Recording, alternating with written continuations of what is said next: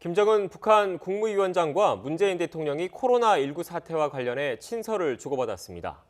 김여정 부부장이 대남 비난 담화를 발표한 지 하루 만에 북한의 어조가 바뀐 겁니다.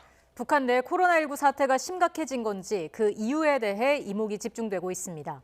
일본의 한국인 입국 금지 조치에 대해서도 이야기 나눠보겠습니다. 박원곤 한동대 국제지역학 교수 나오셨습니다. 어서 오십시오. 네, 안녕하세요. 네, 먼저 남북 간의 친서 내용도 좀 한번 짚어보도록 하겠습니다. 지금 어저께 이제 북한 김정은 국무위원장이 코로나19 관련해서 친서를 보냈습니다. 문재인 대통령한테. 근데 바로 그 하루 전날에는 이제 김정은 위원장의 동생이죠. 친동생인 이제 김여정 이제 노동당 제1부부장이 또 강한 원색적인 표현을 써가면서 청와대를 비판했지 않습니까? 갑자기 이렇게 그 어조가 바뀌었는데 보낸 의도가 뭐라고 보십니까? 참 분석하기가 쉽지 않습니다. 네. 이번에 말씀하신 것처럼 워낙 극과 극을 지금 움직인 거기 때문에요. 그래도 전반적으로 저를 포함해서 많은 이쪽에 보는 사람들 입장에서는 역시 코로나19가 영향을 끼친 것이 아닌가 하는 그런 판단을 일단 하게 됩니다. 네. 말씀하신 것처럼 김여정의 일종의 담화는 굉장히 거칠게 한국을 비난을 했었고 지금 김정은 위원장의 친서는 한국 국민의 건강을 걱정을 하면서 또 문 대통령에 대해서도 굉장히 우호적인 얘기가 나왔거든요. 네. 특히 이번 친서를 우리가 좀 주목해야 되는 게 북한이 작년 2월에 하노이 정상회담, 북미 정상회담이 결렬된 이후 4월부터 본격적으로 한국을 배제하고 비판을 하지 않았습니까? 네. 굉장히 거친 언사들을 계속 했었는데 그리고 나서 지금 처음으로 이렇게 공개된 친서의 내용을 보면 한국에 대해서 굉장히 또 우리 정부에 대해서 굉장히 우호적인 그런 입장을 이 시점에서 밝혔다라는 거에 우리가 좀 주목해 볼 필요는 있다라고 생각을 합니다. 지금 문재인 대통령이 남북 보건협력 제안에 북한이 좀 구체적으로 반응을 했을 가능성도 있겠습니까? 오늘 보니까 일부 보도에 의하면 그 친서의 내용에 이런 그 방역 협력을 북한이 요구했다라고 했는데 방금 보니까 청와대에서 공식적으로 부인을 했더라고요. 방역 협력에 대해서는. 근데 우리가 전반적으로 보면 3월 1일 3.1절 경축사 때 우리 대통령이 방역 협력에 대해서 분명히 얘기를 했고요. 또 통일부의 업무 보고에도 이 부분이 있었고 또 우리 정부가 계속해서 그 아프리카 돼지 열병을 비롯해서 여러 분야에 대해서 협력을 하자라는 내용이 있었으니까 친서에 그 구체적인 내용이 있었는지 여부는 확인할 방법은 없고요. 근데 그럼에도 역시 코로나19로 여러 가지 어려움을 겪고 있는 북한이 한국에 대해서 직접적 표현은 안 했지만 어느 정도 도움을 요청했다. 그런 식의 어떤 우리의 판단은 가능하다라고 생각을 합니다. 일단 세부적인 내용이 지금 공개가 되지 않았기 때문에 저희가 추측할 수밖에 없다는 점을 일단 먼저 말씀을 드리고요. 보통 북한 같은 경우에 이제 일각의 전문가분들은 이제 우리나라를 상대로, 우리 정부를 상대로 뭔가 많은 걸 더 요구를 하고자 할 때 양동작전이라고 그러죠. 쉽게 얘기해서. 뭔가 강하게 나갔다가 또 한번 풀어줬다가 강하게 났다 풀어줬다 이런 차원에서 김여정 노동당 부부장이 강하게 나갔다가 또 김정은 위원장이 좀 풀어주고 이런 의도가 있지 않나라는 얘기가 좀 있는 것 같더라고요. 그거가 이른바 이제 좋은 경찰, 나쁜 경찰 그렇게 되는데요. 근데 김여정 부부장의 그 담화 내용을 보면 굉장히 감정적으로 쓰여졌다라고 생각을 합니다. 그리고 여태까지 북한에서 나온 담화 같은 경우에는 굉장히 잘 구성돼 있거든요. 논리도 확실하고 또 거친 언사를 쓰지만 그만큼 비판의 대상도 정확하고. 근데 이 담화 같은 경우에는 좀 그런 부분이 분명히 보이고요. 같은 말이 좀 반복되는 부분도 있었고 쓴 표현도 여태까지 북한 정부 당국에서 나온 표현치고는 뭐랄까요 좀 이렇게 표현 자체가 우리한테 익숙하지 않은 표현들이 많이 있습니다. 그리고 발표 시점 자체가 밤에 10시 반 정도에 나왔다. 상당히 감정적이다라는 판단이 들거든요. 그래서 제 판단에는 이것은 좀 북한이 감정적으로 어떤 반응을 보인 부분이 분명히 있고요. 그에 비해서 이제 친서 같은 경우에는 훨씬 더 북한이 원래 생각했던 계획 하에서 이루어졌다라고 판단이 됩니다. 이런 말씀을 드리는 게 북한이 지금 굉장히 어렵죠. 코로나19로 인해서 전반적으로 북한이 지금 이른바 생명선이라는 중국과의 교역도 다 멈춘 상태고 그래서 원래 북한의 기본 계획은 작년 12월 전원회의에서 밝힌 것처럼 이게 정면 돌파, 올해까지는 한번 버텨보겠다. 예. 자력갱생을 얘기를 하면서 경제가 뒷받침해주면 좀 버텨보기라 했는데 이 코로나19가 그 셈법에 굉장히 큰 악영향을 준 거죠. 예. 그래서 지금 버티기가 굉장히 어려운 상황이 온 거거든요. 그럴 경우에 보통 북한은 우리가 그 지난 오랜 기간 동안 경험으로 말씀을 드리면 두 가지 반응을 합니다. 하나는 벼랑 끝 전술로 오히려 도발을 하는 거죠. 네. 그래서 내부의 문제를 외부로 돌리는 형태가 있고 또 하나는 조금 우호적인 그런 어떤 입장으로 다시 대화를 재개하는 게 그 북한의 선택이거든요.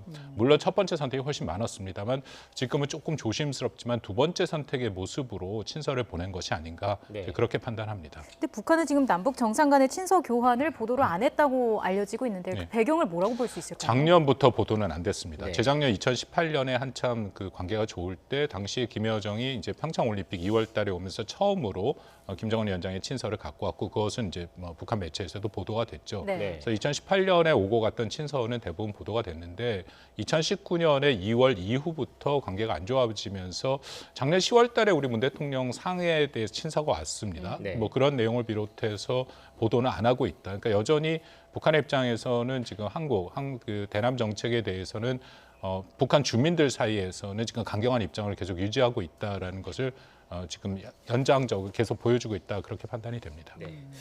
일단 그 앞서 교수님께서도 말씀하셨다시피 이제 청와대에서 방역 협력과 관련된 그 제안 내용은 없었다라고 얘기를 했고요.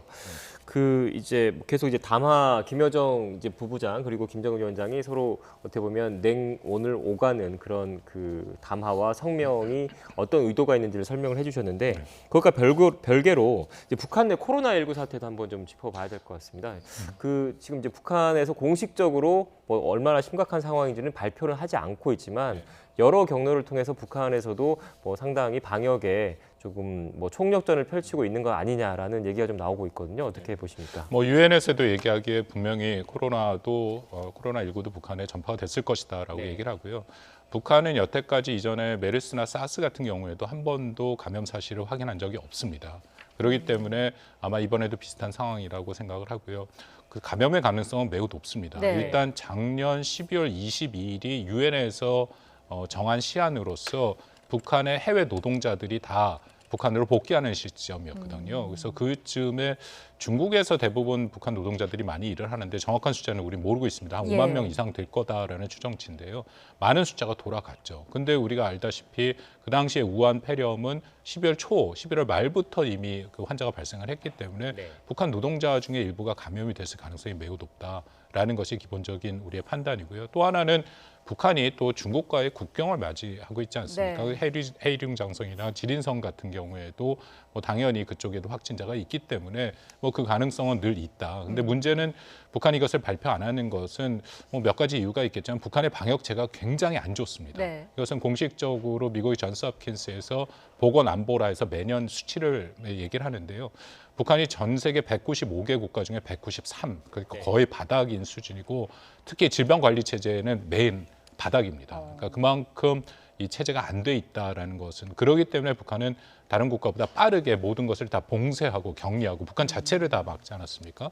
그거 외에는 지금 별 방법이 없는데 제가 뭐 우리 친서랑 계속 연결해서 말씀을 드리면 결국은 한계에 왔다. 그러니까 더 이상은 북한이 이걸 버틸 수 있는 상황이 아니기 때문에 한국을 비롯해서 국제사회에 지금 도움을 좀 요청하는 그런 모습으로 나가고 있지 않는가 그렇게 판단이 됩니다. 그럼 만약에 우리나라가 북한에 도움을 준다면 어떤 방식이 될까요? 뭐 저는 지금 상황에서 우리가 어떤 뭐 구체적인 물품이나를 지원할 수는 없다라고 생각이 네. 되고요. 저는 기본적으로 인도주의적인 지원은 정치적인 상황과 별개로 계속 해야 된다라고 생각이 됩니다. 다만 이것을 뭐 어떤 정치적인 목적으로 활용하면 절대 안 되죠. 우리 정부가 예를 들어서 이 지금 상황에서도 이게 경색된 남북 관계를 풀기 위해서 지원을 한다. 그것도 사실 정치적인 목적이거든요. 네. 가장 효과적인 방법은 WHO가 이미 북한에 대한 지원 의사를 밝혔습니다. 그쪽에 우리가 기부를 하는 거죠. 그렇게 되면 거기는 분배의 투명성도 있고 가장 신속하게 들어갈 수도 있고요. 그거 외에도 지금 북한에서는 유엔 안전보장이사회에서 지난달 말에 이 인도주의적 구호 차원에서 이 문제는 경제 제재가 이미 면제가 돼 있는 상태입니다. 그리고 심지어는 미국도 지난달 초에 국무부가 입장을 밝혔는데 북한에 대해서 코로나19 관련돼서는 제재 면제하겠다 얘기돼 있거든요. 네. 국제사회가 지금 준비가 돼 있는 상황이죠. 그래서 거기랑 같이 우리가 움직이면서 북한을 도울 필요는 있다. 저는 그렇게 생각합니다. 예. 이제 일본 얘기도 좀 해보죠. 이제 일본 정부가 어제 사실상 우리 국민에 대한 입국 제한, 입국 금지로도 사실상 어떻게 보면 익힐 수 있는 조치를 좀 취했습니다.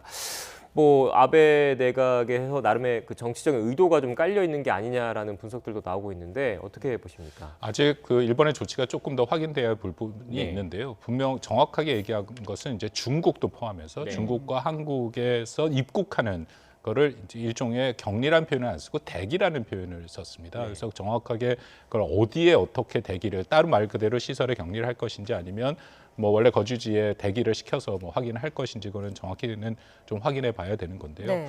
정치적인 목적은 분명히 있어 보입니다. 왜냐하면 아베 수상이 지금 뭐 지지율이 많이 떨어졌거든요. 이른바 이제 벚꽃 스캔들이라고 사쿠라 스캔들이라고 해갖고 그걸로 지금 국내 정치적으로 많이 공격에 처했고 또 알다시피 그 프린세스 다이아몬드호의 초기 대응이 잘못돼서 해상경리. 해상 격리에 잘못돼서 뭐 굉장히 큰 지금 문제가 됐었고 여전히 되고 있고요.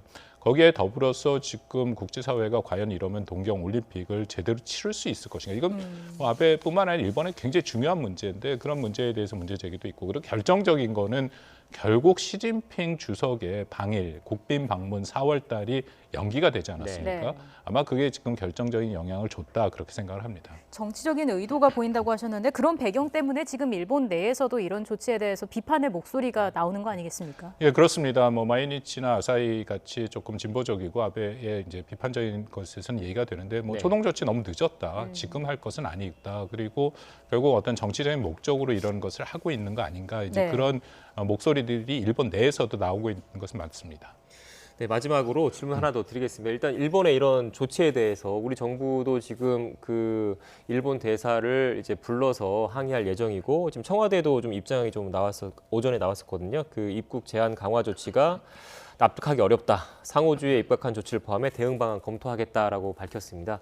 곧 뭐 정부 차원의 뭐 대응 방안이 나올 것 같은데 우리 정부 어떻게 대처해야 된다고 보십니까? 저는 뭐 정부 차원의 대원이 대응해서 지금 가장 중요한 것은 일본을 포함해서 제가 드리는 말씀입니다만 지금 각국이 한국에 대한 입국 제한을 하는 것을 우리가 막을 방법은 없습니다. 네. 전체 UN 198개국 중에 100개국 정도가 이미 그런 조치를 시작을 했고요. 그래서 우리 정부가 지금 집중해야 할 것은 이 제한 조치를 막는 것이 아니라 제한 조치를 할 국가가 사전에 우리한테 먼저 통보를 해주는 거죠. 우리한테 가장 힘들었던 것은 예를 들어 베트남으로 가는 하노이 가는 비행기에서 중간에 온다든지 예. 이스라엘을 들어가는데 못 간다든지 아니면 지금 좀 전에도 보도에 나왔습니다만 중국에 1,000명이 격리가 돼 있거든요.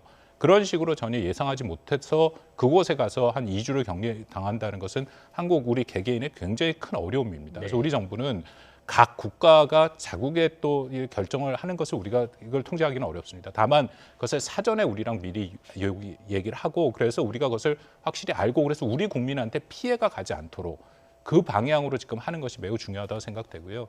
지금 사실 미국도 이거 입국에 대해서 제한 조치가 강화될 가능성도 있습니다. 네. 그러니까 그것에 대해서도 말씀드린 것처럼 무조건 그것을 하면 안 된다라는 방향보다는 미국이 그렇게 갈 거면 우리랑 사전에 합의해서 어떤 단계를 거쳐서 갈 건지 최소한 투명성을 가져야 네. 우리 정부도 우리 국민들도 거기에 대해서 대비할 시간이 있다. 그래서 우리 정부는 좀 그 방향으로 노력을 해주기를 바랍니다. 네.